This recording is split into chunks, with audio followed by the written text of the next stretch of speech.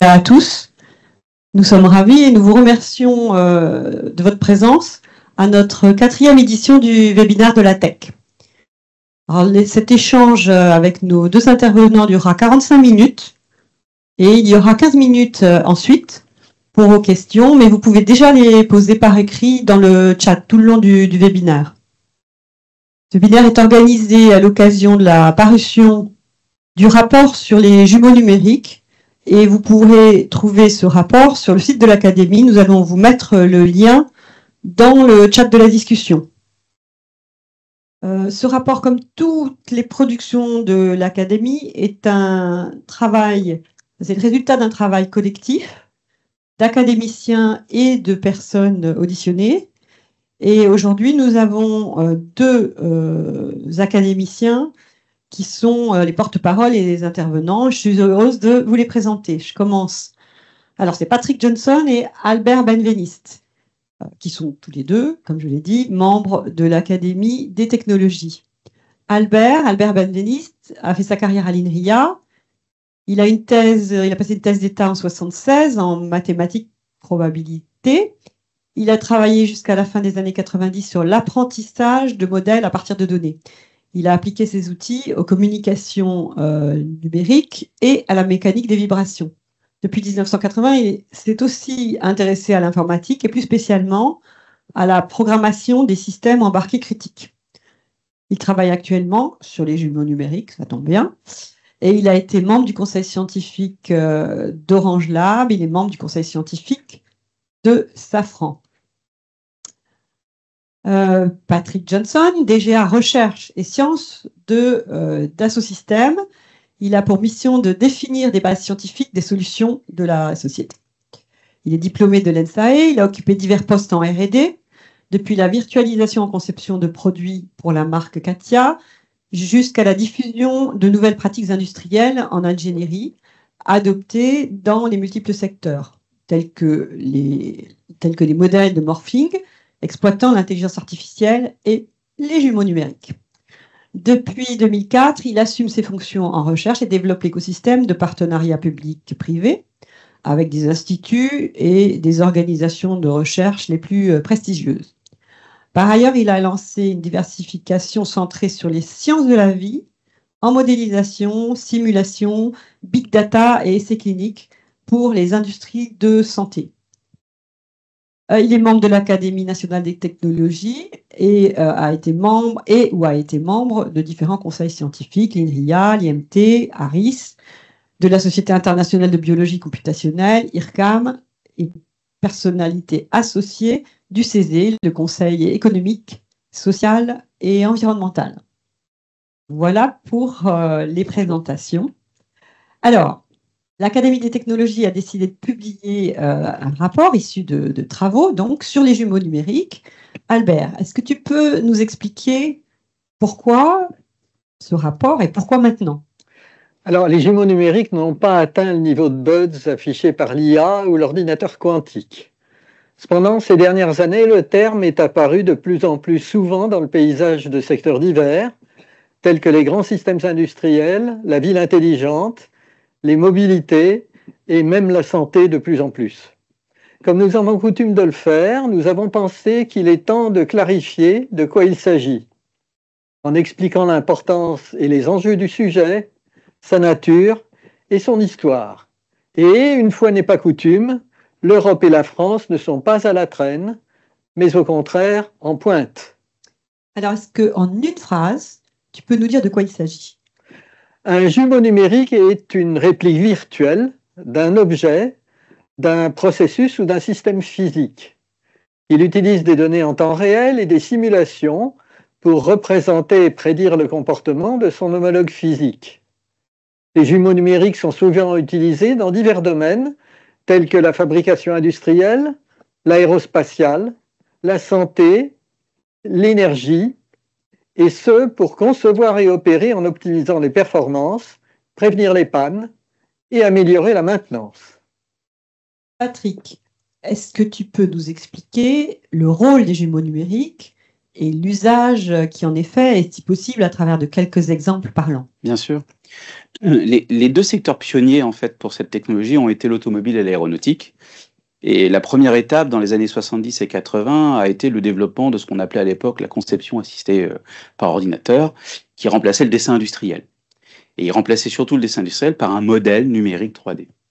On développait des représentations, c'est surtout ça qui est important à retenir. Les jumeaux numériques, en fait, portent des représentations qui sont compréhensibles pour différents métiers et qui, du coup, par conséquent, permettent une collaboration beaucoup plus fluide entre les différents départements et les différentes parties prenantes d'un projet. Et au fur et à mesure de l'histoire, ce qu'on voit sur cette planche, c'est que ces représentations se sont enrichies en fonction des besoins des différents corps de métier, en passant des pièces mécaniques, au tolérancement pour le préassemblage digital, à la simulation pour l'ingénierie collaborative, etc. Dans les années 90-2000, on a vu le développement de méthodologies qui en fait couvraient de bout en bout le cycle de vie d'un produit et qui incorporaient tous les métiers, ceci permettant d'adresser des grands verticaux industriels mondiaux. Et après, finalement, ça a ouvert le paradigme du jumeau virtuel. Et pour nous, virtuel, c'est pas simplement de la digitalisation numérique d'un objet qui existe. C'est surtout l'ouverture d'un espace des possibles. Il s'agit d'explorer des possibilités, se préoccuper de scénarios alternatifs. Et donc, on oppose souvent la digitalisation de l'existant à la virtualisation de ce qui pourrait être possible, y compris de manière à pouvoir dresser et faire émerger des chemins optimums, par exemple, pour la conception. On formule des modèles qui sont optimisés, par exemple, pour anticiper des domaines qui seraient dysfonctionnels dans le réel, comme des pannes. En parallèle, on utilise des données qui viennent du réel, conjointement au modèle. En 1990, on utilisait des données de banc d'essai, par exemple, pour recaler des modèles, c'est-à-dire les ajuster pour qu'ils soient le plus proches de la réalité mesurée. Au fond, le jumeau virtuel, c'est la représentation la plus fidèle du réel. Aujourd'hui, les données mesurées en opération sont utilisées dans des jumeaux dits d'expérience, pour plein d'usages, pour la maintenance, pour la commande en temps réel, pour des objets qui sont eux-mêmes définis virtuellement par le logiciel. Il me semble, Patrick, qu'un autre avantage clé a été l'effet sur la collaboration au sein des chaînes de valeur et plus généralement au sein des filières. Peux-tu nous expliquer ça un peu plus? Alors absolument, et c'est un point clé en fait des jumeaux, au-delà de leur simple représentation. Pour une voiture ou un avion, le systémier est aussi un intégrateur. Il assemble des sous-systèmes et des composants fournis par les sous-traitants. Dans un avion, par exemple, le constructeur reçoit les moteurs, les trains d'atterrissage et bien d'autres éléments. Dans l'automobile, jusqu'aux décennies 2000, le constructeur intégrait des systèmes mécaniques finis, équipés de leur propre calculateur, le frein ou l'ABS. On est ensuite passé à une intégration virtuelle, grâce aux jumeaux numériques. Il devenait possible de s'assurer virtuellement que l'intégration fonctionnerait, et on évitait ainsi les réajustements tardifs et coûteux. Mais au-delà, c'est toute une problématique de chaîne de valeur qui s'en trouve métamorphosée. Alors que le Boeing 777 assurait 70% et sous-traitait 30% à sa chaîne de sous-traitance, tout ça de manière virtuelle, le 787 a vu cette proportion totalement inversée, tout en gardant le contrôle de la propriété intellectuelle et le contrôle du réseau. Donc on voit bien à quel point les jumeaux numériques deviennent un pilotage en fait des chaînes de valeur. Au niveau des systèmes, cela a également permis à des constructeurs d'aller plus loin en révisant même leur architecture. C'est-à-dire que cette mise en commun de la collaboration avait un effet rétroactif sur les objets eux-mêmes à concevoir. Dans l'automobile, par exemple, il devenait possible de séparer frein et logiciel ABS. Cela a permis de simplifier l'architecture de la voiture, par exemple en regroupant différentes fonctions numériques sur un même calculateur. Donc ça catalyse de profondes mutations dans ces filières, ça catalyse des transformations profondes avec l'apparition de nouveaux acteurs, la fusion de certaines activités, et ça modifie le positionnement de certains stakeholders. On voit ici le rôle clé des jumeaux numériques. Ils ne sont pas une simple digitalisation, ils sont une virtualisation des objets, mais autant qu'un univers de coopération et d'opération entre eux. À ce titre, ils forment un paradigme de pilotage, comme je disais, des chaînes de valeur. J'ai pu comprendre aussi que la santé et le vivant sont devenus de nouveaux terrains de jeu pour les jumeaux numériques. Qu'en est-il? Absolument. Et c'est un secteur où depuis longtemps, les données et les modèles en fait sont omniprésents, bien entendu. Donc il faut savoir que la dépense en R&D en santé dépasse celle cumulée des secteurs aéronautiques et automobiles. Et donc évidemment, il y a une forte appétence à voir si ces technologies peuvent être utiles, et elles le sont. Elles l'ont été historiquement. Les modèles moléculaires existent depuis les années 70. Ils se sont enrichis notamment avec ce qu'on appelait l'ingénierie des protéines, à mesure que les thérapeutiques évoluaient, des petites molécules à la biologie des systèmes. On l'a entendu très récemment avec DeepMind. La notion de jumeau numérique a commencé à s'introduire dans les années 2000. Pas tellement par la simulation, mais plutôt par le besoin récurrent de collaboration, comme on l'a illustré dans les industries adjacentes manufacturières, et en profitant de l'émergence de la biologie des systèmes. Les scientifiques ont voulu explorer en fait le monde des possibles de manière intégrative, ce qui coïncidait en plus avec l'avènement, vous savez, des omics, les fameuses données prélevées au niveau génétique, génomique, transcriptomique, etc. En parallèle, profitant du développement accéléré de l'IA, les sociétés ont négocié avec les propriétaires des données d'essais cliniques un droit d'usage à des fins statistiques et d'apprentissage, avec l'objectif d'explorer virtuellement les effets d'une molécule avant de la développer. On a ainsi vu l'émergence de jumeaux virtuels de populations, de cohortes. On est tous maintenant experts en essais cliniques depuis le Covid. Donc imaginez l'IA, les modelings et la simulation permettant de créer des populations, des cohortes virtuelles et donc des nouvelles pratiques qui sont même reconnues aujourd'hui par les agences de régulation comme la FDA, ce qu'on appelle les bras synthétiques de contrôle. Donc cela ouvre de nouvelles opportunités, faisant de l'adaptation à chaud des protocoles ou des cibles thérapeutiques. Ainsi, pour un candidat médicament se voyant recalé, par exemple à une certaine phase entre la phase 2 et la phase 3, il devient possible de sous-stratifier la population de manière générative, pour laquelle l'efficacité est probante, ce qui permet, avec un jumeau virtuel, un ciblage beaucoup plus fin du médicament candidat et de le faire passer de la phase 2 à la phase 3 de manière probante. Et ce ne sont que des exemples. Oui, je crois qu'aujourd'hui, les jumeaux virtuels de santé touchent tous les univers du soin. Est-ce que tu peux nous expliquer ça un peu? Alors c'est un sujet qui nous tient évidemment à cœur, c'est en pleine explosion. Au-delà des entreprises qui font des dispositifs médicaux ou des thérapeutiques innovantes, on a plein d'exemples qu'on observe et qui se rapprochent en même temps de la santé, on va dire en vie réelle, et du génie civil et de la ville, du coup intelligente. Lors de la vague 1 du Covid, par exemple, ma société Dasosystem a été présente dans l'hôpital de Wuhan, directement, on va dire là où l'épidémie s'est révélée. Et en fait, ce qu'on a fait, c'est qu'on a généré un jumeau virtuel de l'hôpital et on a simulé la salle des patients. Et pourquoi on a fait ça? C'est qu'on voulait démontrer que certaines configurations d'aération, en fait, des salles, devaient être contrôlées afin de ne pas réinjecter les éléments pathogènes dans l'air. Et en fait, il y avait des cas où il fallait modifier les choses. Et donc, à partir de là, on a pu formuler des recommandations d'architecture pour les hôpitaux, qui ont d'ailleurs depuis été réutilisés à plein d'endroits. Et au-delà, les jumeaux virtuels peuvent devenir de véritables solutions de l'accompagnement du quotidien. Jumeaux virtuels de l'habitat, où nous proposons avec de l'IA des recommandations pour l'adaptation de l'intérieur et le maintien de certaines populations à domicile, handicap, 3e ou 4e âge, en veillant à des critères de confort, de sécurité, d'interaction sociale, par exemple. Ou encore même à un niveau beaucoup plus macro, des jumeaux virtuels qui sont de véritables cockpits macroéconomiques, régionaux ou nationaux, où on modélise, on simule et on capte les données de l'intégralité non seulement d'un système de soins, population, professionnels de santé, couverture économique et publique, orientation d'incentivation et prévention, mais également les facteurs sanitaires pour comprendre et mieux piloter les politiques. Donc à tous les étages, thérapeutiques, humaines, organes, moyens de soins, hôpitaux et même macroéconomiques, on voit les jumeaux virtuels agir. On assiste à bien une révolution dans tous ces domaines. Est-ce que tu peux, Patrick, caractériser la nature et en quelques phrases, rapidement? Alors, nous, ce qu'on dit souvent, c'est que la valeur première des jumeaux est qu'ils constituent une représentation du monde, ou évidemment d'une problématique industrielle. C'est-à-dire qu'ils jouent un rôle intégratif de toutes les facettes de la complexité d'un objet. Un jumeau virtuel, en fait, il modélise la complexité. Il modélise la sophistication de collaboration sur le plan disciplinaire. Et donc, il doit être vu comme un catalyseur des savoirs et des savoir-faire au sein d'un écosystème. C'est surtout à ça que, voyez-le un peu comme, on pourrait dire, une pierre philosophale qui agrège toutes les composantes de compétences, de savoir et de savoir-faire. Ils sont à la fois dans le réel, ils proposent une observation intégrative de la diversité du monde, mais ils sont aussi dans le virtuel parce qu'ils offrent ces représentations élevées, qualifiées, industrielles. Et ils sont vivants parce que, en ce sens, ils proposent cette correspondance, en fait, qui est un cycle vertueux entre la vérité terrain, les opérations, et puis un système de pilotage qui se calibre et qui s'ajuste. Donc pour nous, c'est un actif industriel. C'est pour ça qu'on ne l'a jamais présenté simplement comme une technologie. C'est réellement un investissement de transformation et de mutation industrielle. Il modifie profondément la façon de piloter, que ce soit une activité scientifique, d'ingénierie ou même de business.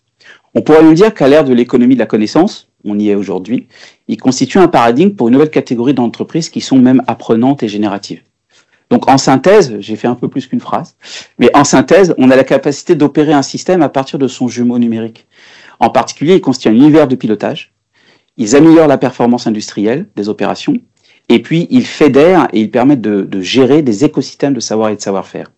Et en tant qu'actif intangible, le jumeau devient presque une devise du savoir et du savoir-faire, puisque ça va devenir en fait un élément de partage et de confiance de ce savoir et de ce savoir-faire. Merci. Donc, confiance et partage, partage parce que ce sont des systèmes donc complexes auxquels on peut avoir plus facilement accès, même dans certains cas quand on est citoyen, si je comprends bien. C'est ça, exact pour tout le monde.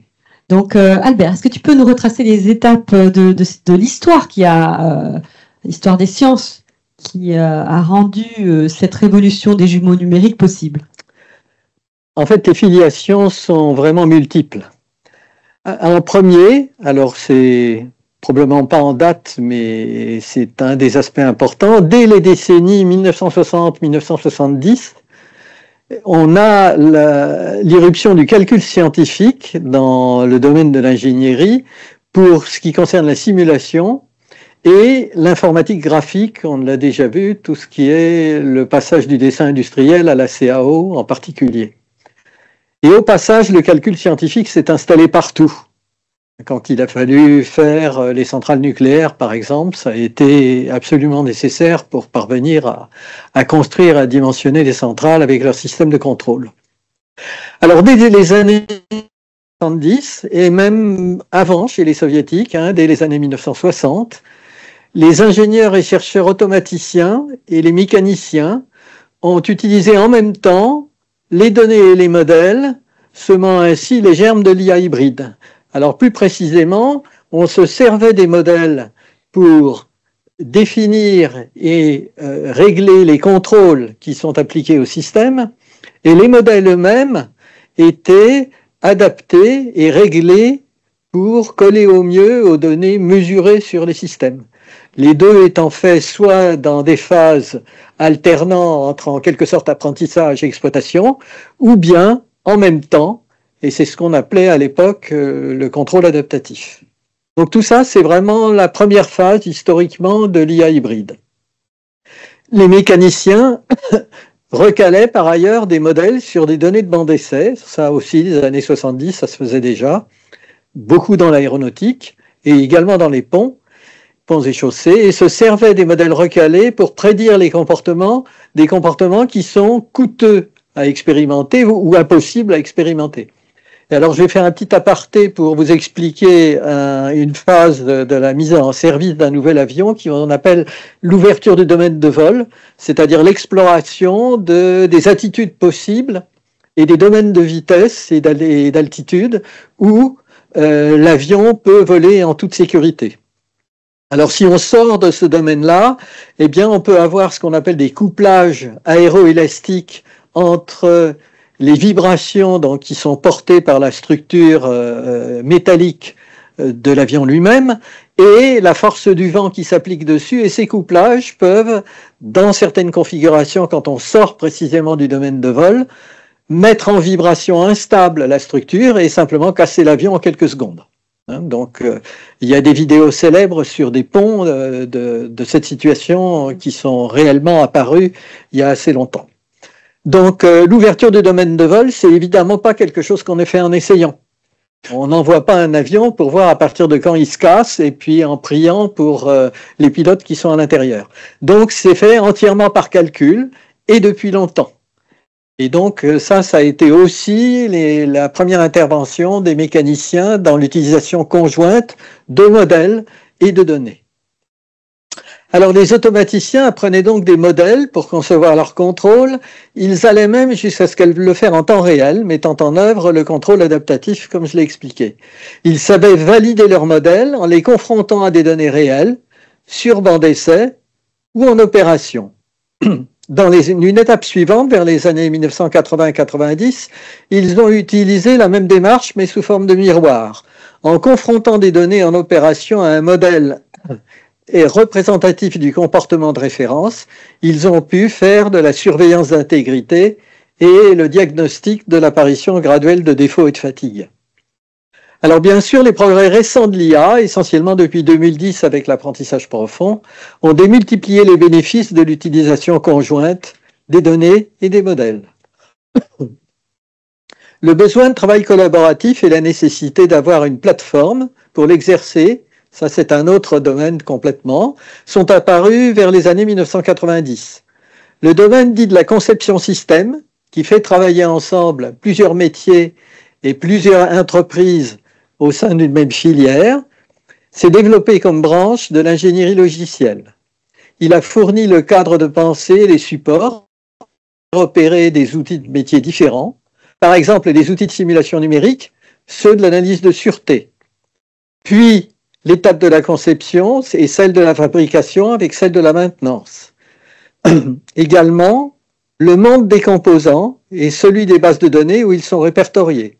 Et enfin, le monde des modèles et celui des données.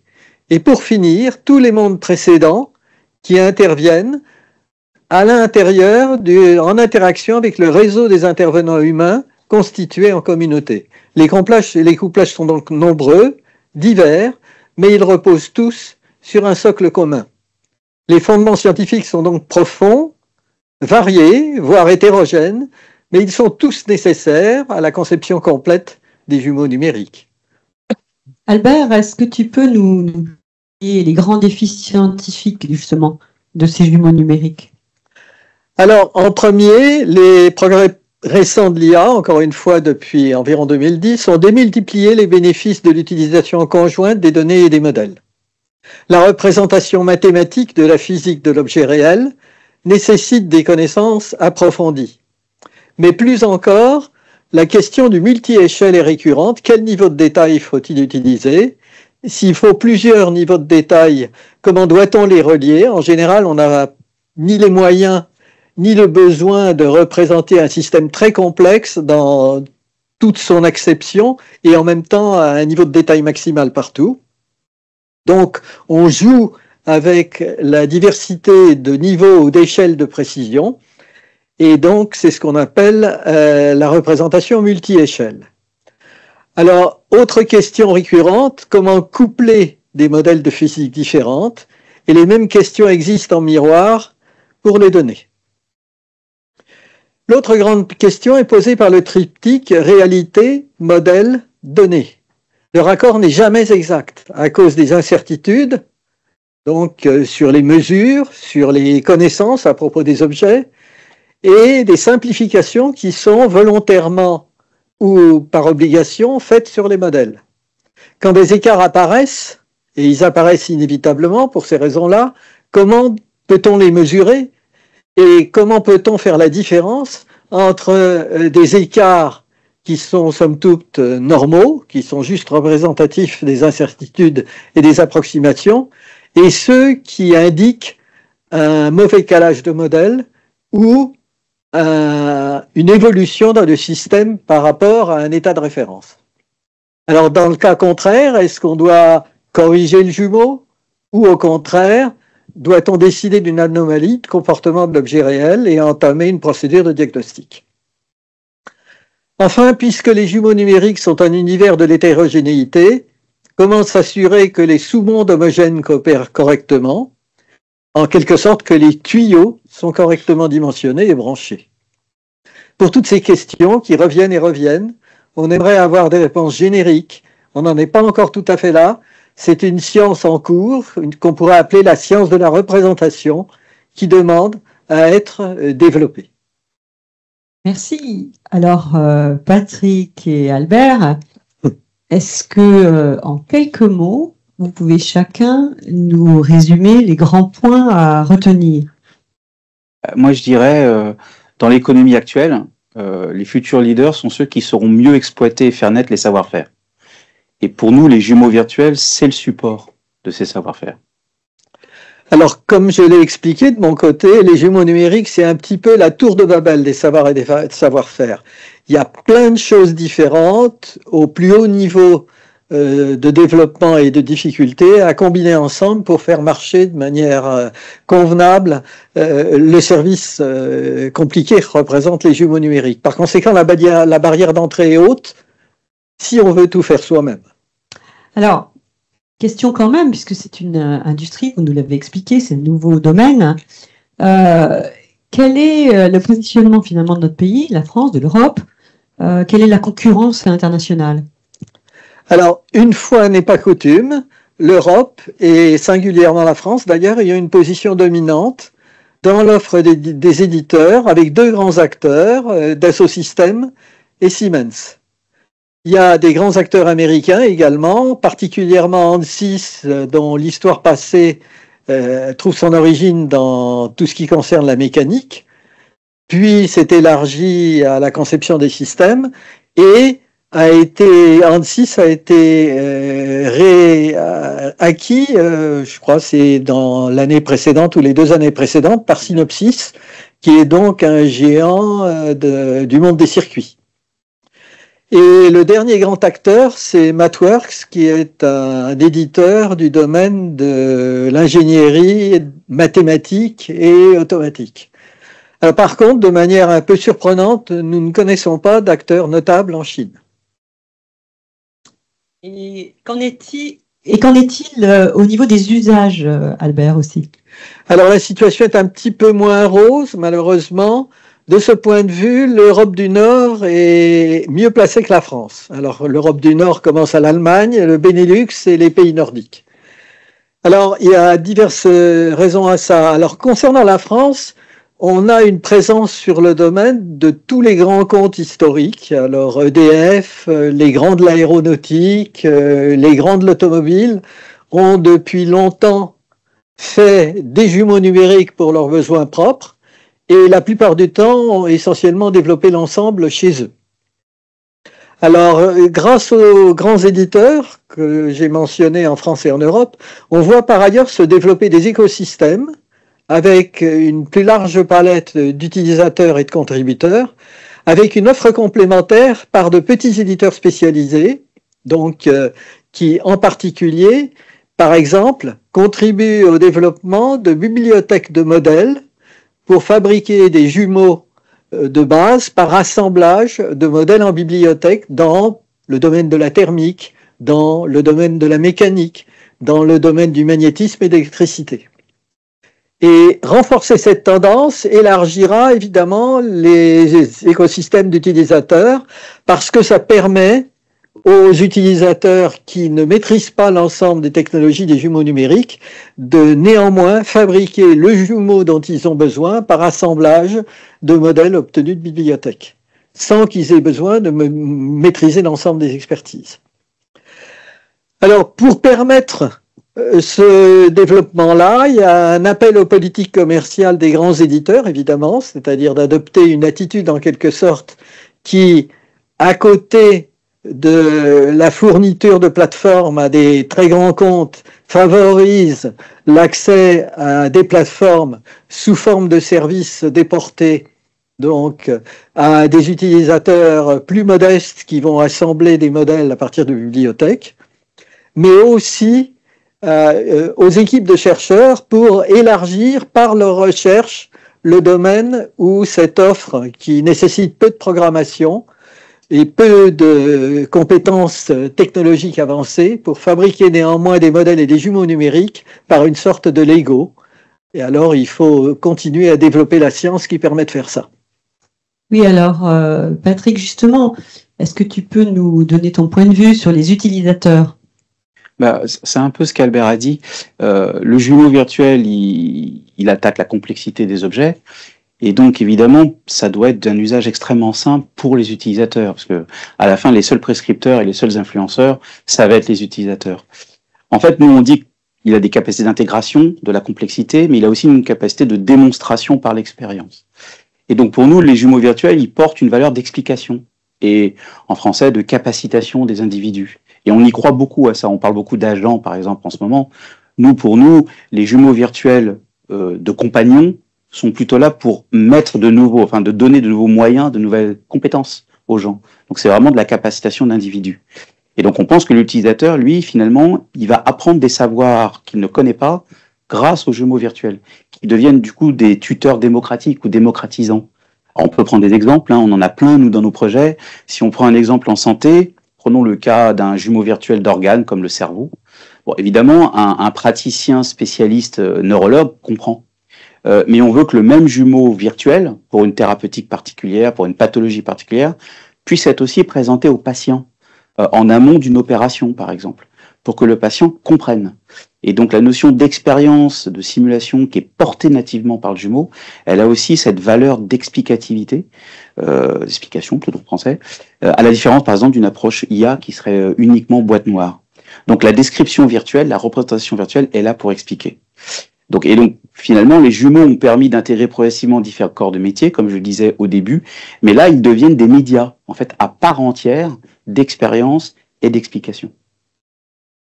En fait, ils intègrent la complexité au service de l'humain, quoi. Et ils la restituent en clarté. Ça, c'est vraiment intéressant. Merci beaucoup pour toutes ces explications. L'Académie, quand elle publie un rapport, a l'habitude aussi de pousser des recommandations. Donc, dans ce rapport, il ne fait pas exception, il y a des recommandations.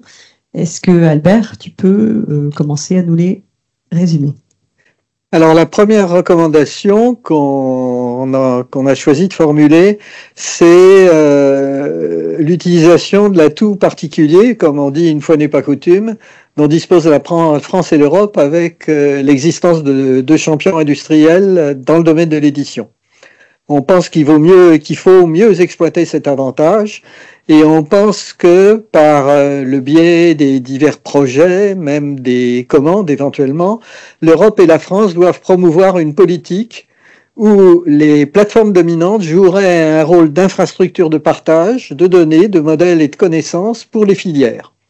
Et ça, c'est un progrès qui doit se réaliser tant au niveau de l'État, pour les aspects donneurs d'ordre et programmes de financement, que via les associations industrielles et des filières, qui sont donc les deux cibles de cette recommandation. Oui, et je peux juste rajouter, on l'a dit, pour nous, les jumeaux sont une sorte de devise de l'économie de la connaissance. Ils sont un vrai atout pour les industries. Tous les clients chez nous qui se saisissent à haut niveau des jumeaux, en fait, sont en train de transformer radicalement la façon dont ils fonctionnent, leurs modèles économiques et même la nature des produits qu'ils produisent. On a 80% des secteurs économiques aujourd'hui qui sont dans cette mutation. Et comme le dit Albert, on a une carte européenne à jouer sur l'aspect non seulement de l'innovation, mais également de la protection de la propriété intellectuelle. On va revenir évidemment sur un sujet, pas uniquement sur l'IA, mais sur le cloud souverain, au sens très général du terme, au niveau national, au niveau européen. Les jumeaux virtuels, puisqu'ils agrègent autant de facettes, de données, de modèles et de propriété intellectuelle, doivent pouvoir bénéficier du plus haut niveau cyber de protection et de confiance. Alors nous, évidemment, chez Dassault Systèmes, on s'est saisi de cette problématique il y a plus de 10 ans, il y a plus de 15 ans même, en proposant un cloud avec le plus haut niveau de certification reconnu par l'ANSSI sur ces sujets, de telle manière, aujourd'hui, je pense que c'est pas la peine de rappeler, on va dire, à l'heure actuelle, des considérations géopolitiques, les données et les modèles constituent en réalité un espace patrimonial, au même titre que les espaces terre, air, mer ou fréquences. C'est une évidence pour tout le monde que les espaces de fréquence doivent être régulés, contrôlés, et c'est pas un open bar. De la même manière, la propriété intellectuelle doit aussi être contrôlée dans les espaces virtuels avec des clouds de confiance. Oui, ça c'est un point très très important, je crois, de signaler qu'on a un monde en fait, un domaine encore qui peut s'apparenter à un domaine patrimonial. C'en est un à part entière. C'en est un. Albert, Oui, donc on a formulé une recommandation qui vise justement à répondre, à pousser un petit peu le développement et la pénétration des jumeaux numériques chez les utilisateurs, un peu de la même façon qu'il a été reconnu que la robotisation était insuffisante, en particulier en France. On pense que les jumeaux numériques méritent une meilleure pénétration. Et donc, il faut donc accompagner le développement de cette technologie et sa pénétration. Donc, il y a plusieurs leviers pour favoriser ça. Un des leviers, évidemment, ça concerne les politiques tarifaires des grands éditeurs. Et l'autre levier qui est importante, c'est la question de la maîtrise de la technologie et la barrière d'entrée que ça représente, qu'il faut donc abaisser. Et paradoxalement, rendre plus facile le développement d'un jumeau numérique pour un utilisateur demande de la recherche difficile de la part des chercheurs. Et on pense que c'est un sujet sur lequel les programmes de financement doivent particulièrement faire l'effort en ce qui concerne le domaine des jumeaux numériques. Voilà, donc ça c'est un des aspects. Alors, à côté de ça, il faut parvenir à bâtir un marché, un écosystème autour des jumeaux numériques dans lequel, au sein des chaînes OEM sous-traitants, les composants et sous-systèmes puissent être proposés, en quelque sorte accompagnés de leur catalogue, sous forme de jumeaux numériques, permettant ainsi à un intégrateur potentiel l'exploration de nouveaux systèmes avant même que de les construire, y compris en intégrant des sous-systèmes dont lui-même ne sera pas le constructeur. Autre point important, c'est ce qui concerne le lien avec l'IA. Donc, les jumeaux numériques ne se réduisent pas à l'IA, on l'a vu, hein, c'est plus large. Et en même temps, l'IA ne s'inclut pas dans les jumeaux numériques. Il s'agit de domaines adjacents, mais avec un grand domaine, une grande partie de recouvrement. Donc, il y a deux questions, l'IA et les jumeaux numériques, et l'IA pour les jumeaux numériques. Donc, les évolutions toutes récentes montrent que l'IA générative, hein, en particulier du côté des LLM, hein, on connaît bien ChatGPT, et les agents peuvent jouer dans les jumeaux numériques comme ailleurs un rôle d'assistant ou de guide utilisateur intelligent.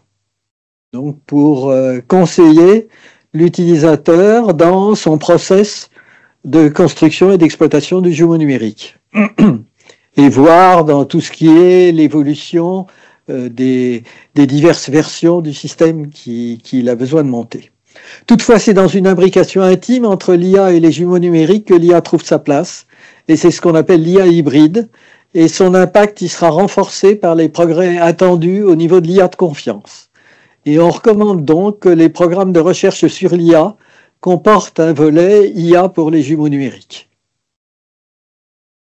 Oui, et de manière globale, en fait, nous, on pense que l'existant même du paradigme du jumeau, il est évidemment enrichi par toutes ces composants qu'on a listés, mais comme on l'a mentionné un peu avant, au-delà même de l'IA, on plaide en fait en faveur d'une véritable développement d'une science et d'une ingénierie de la représentation. Au fond, on pourrait même non pas les opposer, mais trouver une synergie entre IA et jumeaux. Les IA, au jour d'aujourd'hui, sont des technologies qui génèrent des choses en regardant le monde, mais en se forgeant une représentation boîte noire, le fameux espace latent. Les jumeaux fournissent une représentation explicite, boîte blanche. Et en fait, nous, on est convaincus que les jumeaux vont constituer un guide, un tuteur pour l'IA, pour fournir des représentations explicites et un meilleur apprentissage. Et donc tout ce domaine qu'on appelle soit ingénierie de la représentation, soit science de la représentation, c'est un domaine, à mon avis, qui va être très très riche dans les mois et les années qui viennent. Et donc on recommande, à côté du volet IA, qui est de véritables incitations à regarder, à faire développer ce domaine. Merci. Alors nous arrivons au terme de cet échange. On comprend mieux l'introduction qui disait IA fait le buzz et pas les jumeaux numériques, alors que c'est aussi extrêmement important et voire complémentaire. Les jumeaux numériques prennent aujourd'hui une place grandissante, bien sûr dans les domaines industriels, comme ça a été expliqué, mais dans notre quotidien. Ils créent une copie virtuelle d'un objet, d'un système ou d'un environnement réel d'ailleurs, et ils permettent de mieux comprendre ces environnements complexes, d'anticiper, voire d'agir. Grâce aux données et à l'intelligence artificielle, cette technologie autrefois qui était donc réservée à l'industrie, s'est développée dans l'industrie, elle s'ouvre au domaine de la santé, ça nous a été très bien exemple, au domaine de l'énergie, de la gestion de l'énergie d'ailleurs, de l'efficacité énergétique, c'est important dans le cadre des enjeux, par exemple, du changement climatique, ou encore de la gestion des villes, tout simplement. C'est une avancée majeure au cœur des transformations numériques de demain. Et ça fait partie des enjeux de l'Académie des technologies d'aborder ce type de questions et de formuler des recommandations concrètes. Je vous rappelle à tous nos auditeurs d'ailleurs que vous pourrez lire l'ensemble de ces recommandations dans le rapport dont je vous ai parlé au début et dont le lien, j'espère, est visible dans le chat. Alors, nous arrivons au terme de ce webinaire et bien sûr, nous allons poser les questions de notre public s'il y en a eu. Je regarde. Alors, il y en a une très intéressante. Existe-t-il un numérique des EPR2 dont la construction du génie civil et la fabrication des composants a commencé? Je ne sais pas si c'est a priori pour Patrick, mais peut-être pour Albert aussi. Je n'ai pas d'informations directes là-dessus. Je subodore que oui, ce serait en bonne logique, mais je n'ai pas de connaissances spéciales. En tout cas, on pourra prendre la question et donner la réponse. Oui. Moi, je sais qu'au niveau du domaine du nucléaire, 80% en fait des nouveaux programmes nucléaires, donc Hinkley Point, je suppose EPR, sont couverts par Dassault Systèmes aujourd'hui dans le monde. Donc je vais regarder EPR2. C'est très probable que je vais regarder pour vérifier qu'on dit pas de bêtises, mais c'est un domaine qui évidemment, vu la complexité de l'objet et des sous-traitants, sans jumeaux numériques, vous avez beaucoup de mal quand même. Oui, je sais que dans les domaines industriels, il y a plus de conception sans jumeaux numériques, notamment dans toutes les usines, pour la gestion de la sécurité. En fait, sur le nucléaire est un des domaines historiques où les choses ont commencé à développer la technologie des jumeaux numériques depuis les années 70. Mais on va quand même vérifier pour pouvoir être très précis sur la réponse. Mettez-nous votre mail dans votre question et vous aurez bien évidemment une réponse. Une deuxième question que l'on m'envoie, que l'on me transmet.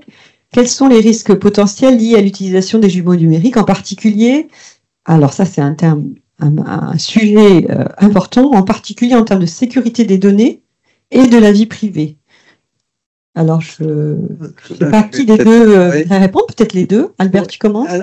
De mon point de vue, bon, évidemment, comme c'est une technologie numérique et qu'on en parle, c'est une question qui émerge naturellement. Elle est logique. Elle est justifiée en quelque sorte par le fait que on utilise des données, on utilise de l'IA. Alors, il y a une catégorie un peu à part avec la santé pour laquelle je te laisserai répondre. En ce qui concerne tout le volet qui est historiquement le volet principal d'intervention des jumeaux numériques, qui est le secteur industriel et des grands systèmes complexes industriels, d'une certaine manière, les aspects vie privée interviennent relativement peu parce que les données sont en général des données liées au système industriel et ce sont plutôt des questions de propriété intellectuelle de pays, de propriété de tel ou tel industriel qui considère comme important à protéger, mais il n'y a pas à proprement parler d'aspect grand public.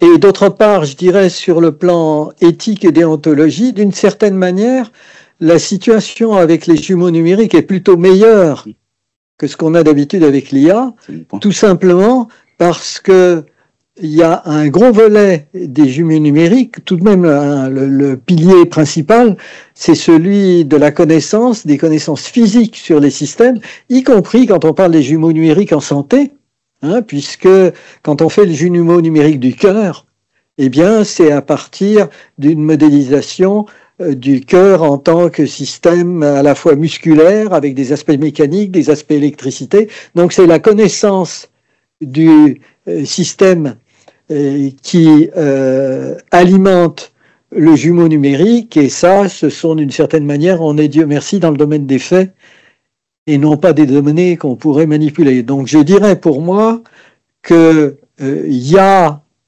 des aspects éthiques liés aux données un petit peu comme d'habitude, mais probablement beaucoup moins que dans l'IA qui intervient souvent dans des applications en prise directe avec la société et des aspects culturels.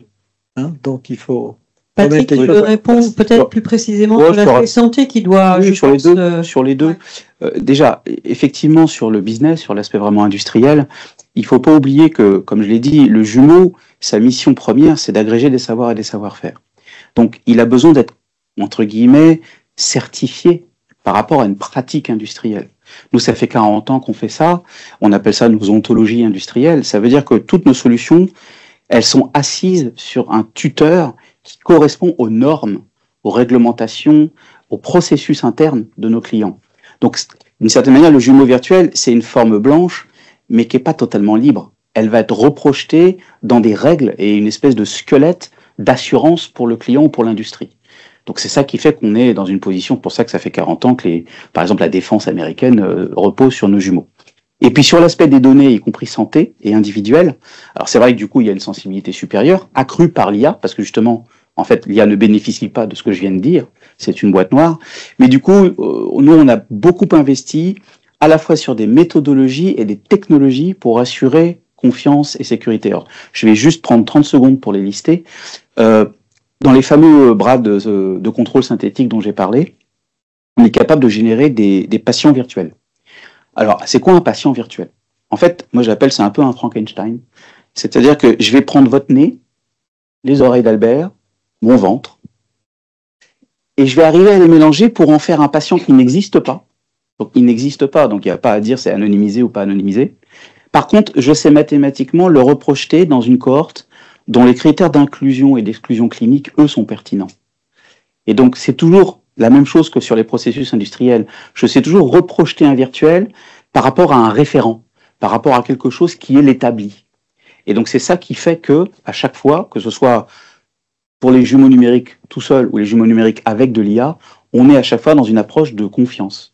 Et pour l'apprentissage, nous, ce qu'on a fait, c'est qu'on a rajouté par rapport à ça le fait qu'on apprend sur des données synthétiques de confiance, guidées par nos ontologies, et reprojetées dans nos ontologies industrielles. Ce qui fait qu'en fait, en amont, pendant et en aval de l'apprentissage, on connaît la réponse et on la certifie par rapport à ses référents. Ok, c'est très clair, merci. Alors, un petit peu dans la lignée, mais différent justement, enfin, c'est en termes d'acceptabilité sociale, sociétale, quelles sont les questions que pourrait poser ou pose déjà le développement des jumeaux numériques? Alors j'imagine ceux qui sont dans le domaine citoyen, civique, comme la gestion des villes, dont on a parlé, la santé aussi bien sûr, etc. Est-ce qu'il y a une réflexion là-dessus? Alors l'Académie, juste pour nos auditeurs, dans tous les rapports qu'elle publie, analyse ces dimensions éthiques, sociales, d'acceptabilité. Donc, on n'a pas toujours les réponses à tout, bien évidemment, mais c'est quand même des questions qui systématiquement regardent. On n'est pas là juste pour expliquer ce que sont des technologies, leur développement, etc. Mais on est là pour bien regarder l'impact, qu'il soit positif ou négatif, possible sur les sociétés. Et donc, c'est ça qui mène aussi à nos recommandations. C'est pas uniquement la techno pour la techno. Alors, je peux donner j'imagine deux axes des réponses. Ouais. Pour démarrer. Il y a dans ce que nous on a appelé l'économie de la connaissance ou l'économie générative. En fait, nous, il y a deux. Ça se tient sur deux pieds, si vous voulez. Il y a à la fois le fait qu'on est dans l'expérience des produits, mais également les impératifs de développement durable. En fait, on est capable de faire ce qu'on appelle, nous, un bilanciel, pour n'importe quel client, entre ce qu'il opère dans le réel et ce que le virtuel lui permet d'anticiper, donc pour réduire à la fois, on va dire, son empreinte, mais également pour créer de la valeur même intangible qui vient en contrepartie de l'empreinte. On appelle le handprint et le footprint. Et donc, quasiment tous nos projets ont ce volet-là, à chaque fois. Donc, parce que le virtuel, en fait, est une anticipation du réel, d'une certaine manière, on a plein de projets aujourd'hui où chez nos clients, il y a plusieurs façons d'arriver à un résultat. Et évidemment, que ce soit par IA ou pas par IA, on arrive à prendre le chemin prescrit optimum, de manière à réduire, par exemple, l'empreinte CO2, mais c'est pas que l'empreinte CO2, en fait. Ou ça peut être, par exemple, maximiser un emploi ou une population. Donc, on prend tous ces critères-là. Et le deuxième exemple, alors là, je reviens vraiment sur la santé, évidemment, en fait, on fait même des jumeaux de l'IA. Alors là, c'est le truc à l'envers, c'est-à-dire qu'on regarde les training sets, les données sur lesquelles on apprend, Et on les représente avant même le learning pour vérifier s'il n'y a pas des biais, ou vérifier s'il n'y a pas, on va dire, des sous-parties, des sous-éléments trop représentés. On pense à la parité, on pense à l'équité, etc., etc. Et donc on a ce processus-là, on a même un groupe éthique dédié pour ça. Et donc il y a tout un, on pourrait dire, un portefeuille de processus qui se mettent en place pour ces différentes facettes. Ici, dans l'exemple que j'ai donné, soutenabilité et puis on va dire diversité et équité 360. Oui, pour compléter aussi de manière un petit peu plus liée à l'amont, je fais juste remarquer qu'un des éléments qui renforce le côté, le volet vertueux dans ces problèmes d'éthique des jumeaux numériques, c'est la présence des modèles. Donc, encore une fois, ça plaide pour que dans la constitution d'un jumeau, le recours ne soit pas fait uniquement aux données, mais que les connaissances et les modèles qui représentent les systèmes soient également des bases de construction. Donc, quand on respecte cette démarche-là et que les deux sont utilisés de manière équilibrée et conjointe, ça contribue certainement à établir une éthique, simplement parce qu'il y a un pied qui est sur une forme de réalité tout de même, forme d'objectivité. Ok, merci. Alors j'ai une question là qui s'adresse typiquement à Patrick, c'est Dassault Systèmes a fait de la santé un axe majeur de son développement. Qu'en est-il de la mise en œuvre de cette stratégie? C'est une vaste question. Vous avez 5 heures. Ça va être difficile de résumer. Et quel rôle y jouent les jumeaux numériques? Peut-être plus réaxé sur les jumeaux numériques. Et quels sont les principaux axes de développement, les défis de cette application sur la santé? Donc, on va peut-être axer la question sur les jumeaux numériques et la santé, si tu veux bien. Avec plaisir. Alors, en synthèse, oui, on est maintenant aussi sur la santé. On a 3 secteurs, industrie manufacturière, santé et ville. La santé, c'est quasiment l'industrie qui croît le plus chez nous, donc devant l'auto et l'aéro. Et c'est un très, très gros lab, puisque on a fait un certain nombre de mouvements organiques et inorganiques, et c'est plus de 4000 personnes maintenant qui sont dessus. Et donc, qu'est-ce qu'on fait? Pour être très clair, il y a 3 segments chez nous. Bon, du plus évident au plus, on va dire, ambitieux, on va dire ça comme ça. Donc, les dispositifs médicaux, qui sont très adjacents au manufacturing. Donc là, on pourrait dire, on continue notre croissance dans le monde des objets. Aujourd'hui, un dispositif médical sur 2 dans le monde, c'est pas très connu, ça. Qu'est-ce que tu appelles par? Est-ce que le dispositif médical alors c'est un peu tout dans mon propos. Donc vous avez dedans les prothèses, les orthèses, les IRM, les PET scans, les angios, enfin tout appareil médical, qu'il soit appareillage quoi, enfin appareillage, voilà, d'intervention, que ce soit un patch que vous avez pour le diabète, etc. Tout ça en fait est conçu. On a une marque qui s'appelle SolidWorks qui est extrêmement présente dans ce domaine-là. Et ils vont aussi vers des évolutions avec beaucoup d'IA et beaucoup d'intelligence des données sur la vie des patients. Ça, c'est le premier segment. Deuxième segment, c'est la pharma, biotech. Donc là, on a fait beaucoup de projets de recherche, ça fait plus de 15 ans, et pas mal de mouvements organiques. Et là, on a le top 10 des pharma, le top 20 des CRO. En fait, vous nous connaissez probablement sans le savoir, parce qu'il se trouve qu'on a opéré un mouvement inorganique en 2019, on a racheté le leader des essais cliniques, donc 6 mois avant le Covid. Et donc, je sais, sans en avoir la preuve formelle, que les vaccins ARN que vous avez reçus ont été testés cliniquement sur les plateformes de Dassault Systèmes. Et tous sont des jumeaux numériques, bien sûr. Et puis pour arriver maintenant vraiment sur la prochaine échéance ou le prochain horizon, en fait, c'est les jumeaux numériques en santé. Donc vraiment dans le soin. Cette fois-ci, on n'est pas chez les manufactureurs, que ce soit de devices ou de médicaments, mais on est vraiment dans le soin, chez les praticiens, dans l'hôpital. Et donc là, on a eu pas mal de projets exploratoires, ce qu'on a appelé notre Living Heart, notre Living Brain. On a eu pas mal de recherches. Et on a eu la chance d'être dans France 2030. On a été accepté pour un très vaste projet qui s'appelle MediTwin, qui est lancé maintenant avec 6 IHU, une quinzaine d'équipes INRIA, des startups. Et le but, en fait, c'est de proposer une plateforme industrielle pour créer des jumeaux numériques d'organes, calibrés patient par patient. On est dans 3 aires thérapeutiques, la cardio, la neuro et l'onco, tirés à chaque fois par des pathologies particulières. Mais l'idée, c'est d'allier modélisation, simulation et IA, multimodalité des données. Donc, je prends tout ce que vous avez à disposition, des IRM, des PET scans, de l'ultrason. On est capable, de manière assez rapide, il ne s'agit pas d'attendre 80 heures de calcul, pour avoir un jumeau. Et pour le coup, c'est la vraie expression, on a jumelé des patients avec leur représentation virtuelle cervicale, leur représentation virtuelle cardiaque, pour pouvoir non seulement simuler l'état actuel, leurs conditions pathologiques, mais également leur évolution dans le temps, ce qui est quand même un grand défi. Ce projet dure 5 ans, et voilà, on est en plein dans les jumeaux virtuels, là, pour le coup, avec également tous les défis associés en termes de pratique, de simplicité d'usage pour les praticiens, c'est pas des ingénieurs qui doivent utiliser ça, mais également de réglementation, puisque là, on est en train d'arriver dans un domaine réglementé. Merci, c'est impressionnant. Ça ouvre beaucoup de projections possibles, c'est passionnant. Alors j'ai une dernière question. De toute manière, il ne nous reste que 2-3 minutes. Je ne sais pas si c'est une joke ou si c'est une question, mais je vous la livre.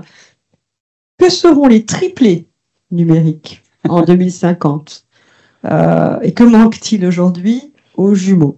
Alors, je ne sais pas si c'est ce qui leur manque pour être des triplés. Voilà la question. Donc, je ne sais pas si elle vous inspire.